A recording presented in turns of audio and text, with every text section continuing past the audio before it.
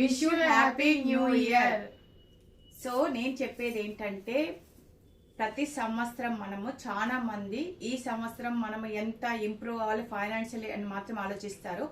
నేనేమనుకుంటున్నా అంటే ప్రతి సంవత్సరం మన మెంటాలిటీలో కానీ మన బిహేవియర్లో కానీ కొత్త డెసిషన్స్ తీసుకోవాలి.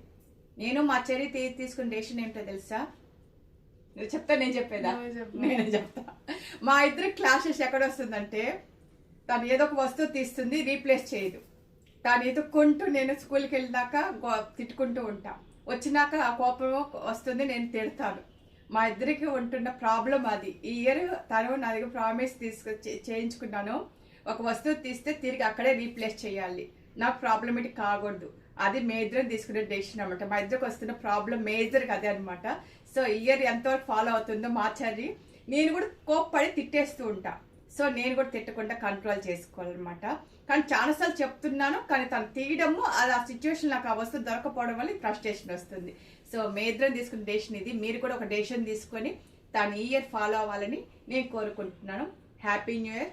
పాతలో 2024లో ఉన్న ప్రాబ్లమ్స్ అన్ని క్లోజ్ చేసి కొత్తగా ఒక బూస్టప్తో న్యూ ఇయర్ స్టార్ట్ చేయండి. పాజిటివ్గా స్టార్ట్ చేయండి. మ్యాక్సిమం పాజిటివ్గా స్టార్ట్ చేస్తే పాజిటివ్గానే అవుతుందని నేను అనుకుంటాను. Happy new year, happy new year, happy new year. నువ్వు చెప్పే happy new year. Happy new year to all.